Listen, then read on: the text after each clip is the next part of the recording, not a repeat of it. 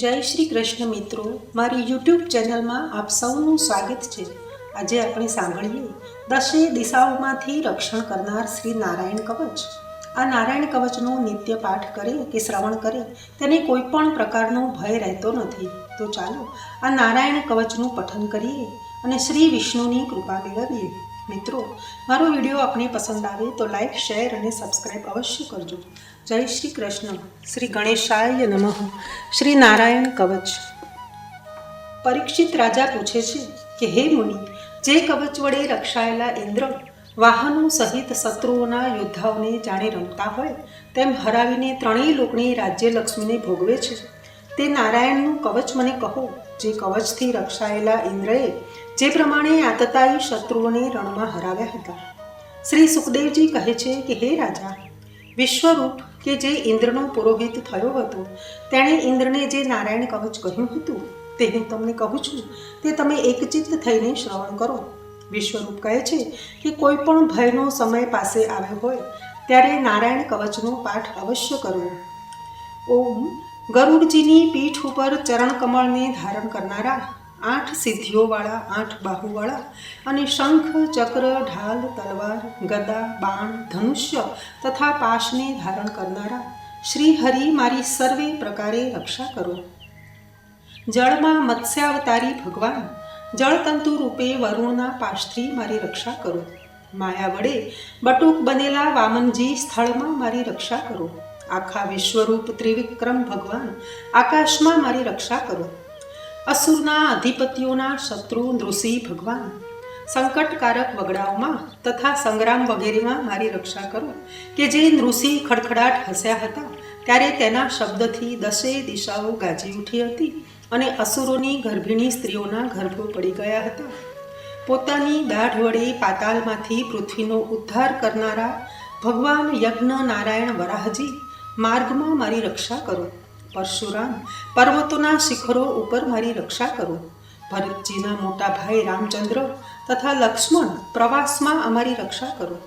અભિચારી વગેરે સર્વ ઉગ્ર ધર્મથી તથા કોઈ પ્રમાદથી નારાયણ ભગવાન મારી રક્ષા કરો.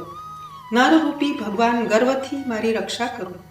યોગેશ્વર દત્તાત્રેય યોગ ભ્રંશથી મારી રક્ષા કરો.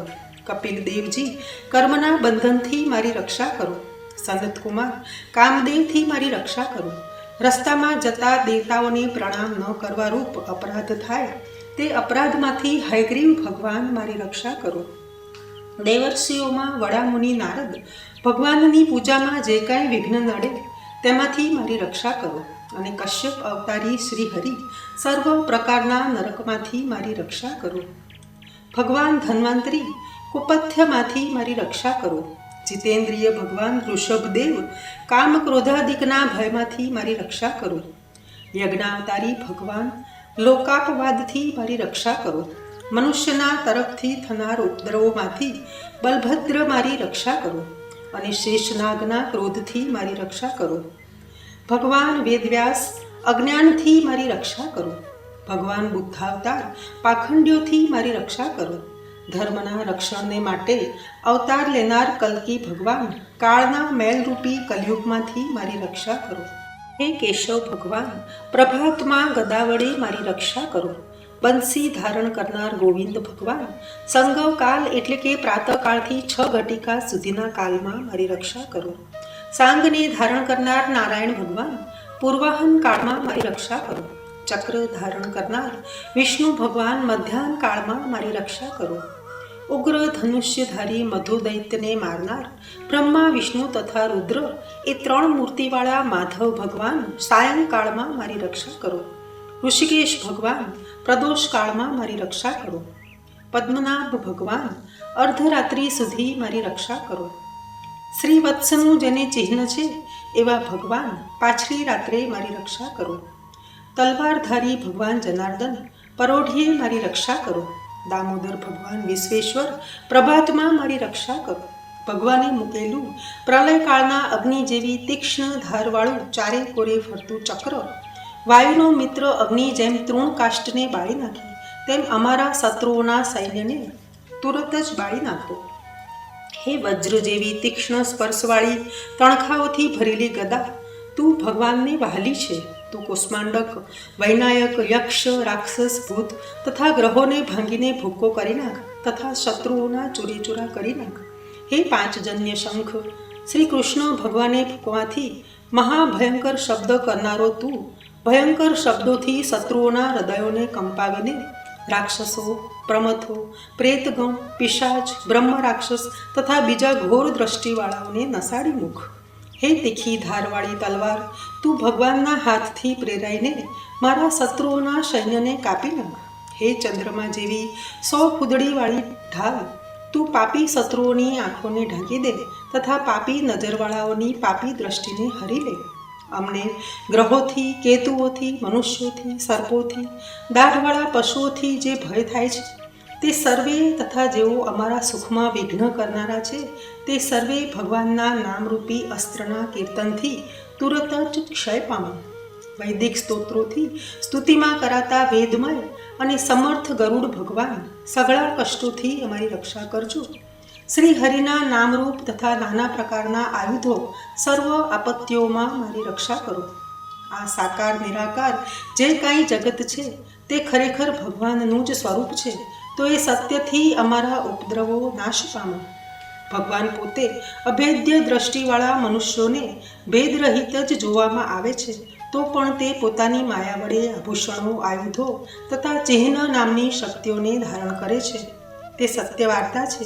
તે સત્ય પ્રમાણ વડે જે સર્વજ્ઞ તથા સર્વવ્યાપક ભગવાન શ્રી હરિ સર્વે પ્રકારના રૂપો વડે સર્વે ઠેકાણે સર્વદા મારી રક્ષા કરો. નૃસિંહના નામની ગર્જનાથી લોકોના ભયનો નાશ કરનારા તથા પોતાના પ્રભાવથી દિગ્ગજ, ઝેર, શસ્ત્ર, પાણી, વાયુ, અગ્નિ વગેરેના પ્રભાવને ગળી જનાર ભગવાન દિશાઓમાં, ખૂણાઓમાં, ઊંચે નીચે, અંદર બહાર તથા તરફથી મારી રક્ષા કરો. વિશ્વરૂપ કહે છે કે હે ઇન્દ્ર, આ નારાયણ કવચ તમારી આગળ કહ્યું, જે ધારણ કરવાથી તમે શ્રમ વિના અસુરોના અધિપતિઓને જીતી લેશો. આ નારાયણ કવચને ધારણ કરનાર મનુષ્ય જેની સામે આંખથી જુએ અથવા તો જેને પગ અડાડે તે ભયમાંથી મુક્ત થાય છે. આ નારાયણ કવચની વિદ્યાને ભણનારા પુરુષને કોઈ દિવસે ચોર, વ્યાઘ્ર, ગ્રહો આદિ તથા રાજાઓ તરફથી અથવા બીજા કોઈના પણ તરફથી કશો પણ ભય રહેતો નથી.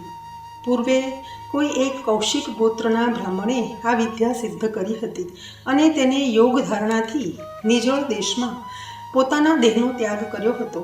એક વખતે ગંધર્વનો રાજા ચિત્રરથ સ્ત્રીઓથી વીંટાઈને વિમાનમાં બેસીને આકાશ માર્ગે ફરતો ફરતો જ્યાં આગળ પેલો બ્રાહ્મણનો દેહ ત્યાગ થયેલો હતો તે સ્થાન ઉપર જેવો આવ્યો કે તુરત જ વિમાન સાથે ઊંધે માથે નીચે પડ્યો. ત્યાર પછી તેણે વાલ્ખિલ્ય ઋષિએ વિશ્વરૂપની વાત કહી. તે પછી તેણે તે બ્રાહ્મણના અસ્થિને પ્રાચીન સરસ્વતી નદીમાં પધરાવી ત્યાં સ્નાન કરી આશ્ચર્ય પામી પોતાના લોકમાં ગયો. શ્રી સુખદેવજી કહે છે, હે રાજા, જે માણસ આદર સાથે આ નારાયણ કવચને યોગ્ય સમયે સાંભળે અથવા તો તેનો પાઠ કરે તેને સર્વ પ્રાણીઓ નમે છે અને તે સર્વ ભયમાંથી મુક્ત થાય છે. આ નારાયણ કવચ ઇન્દ્રે વિશ્વરૂપ પાસેથી ભણીને રણમાં અસુરોને જીતી લઈને ત્રણેય લોકની રાજ્યલક્ષ્મી ભોગવી હતી. ઇતિ શ્રી મહાપુરાણ ભાગવતના 6મ સ્કંધમાં કહેલો નારાયણ કવચ નામનો 8મો અધ્યાય સંપૂર્ણ. જય શ્રી કૃષ્ણ.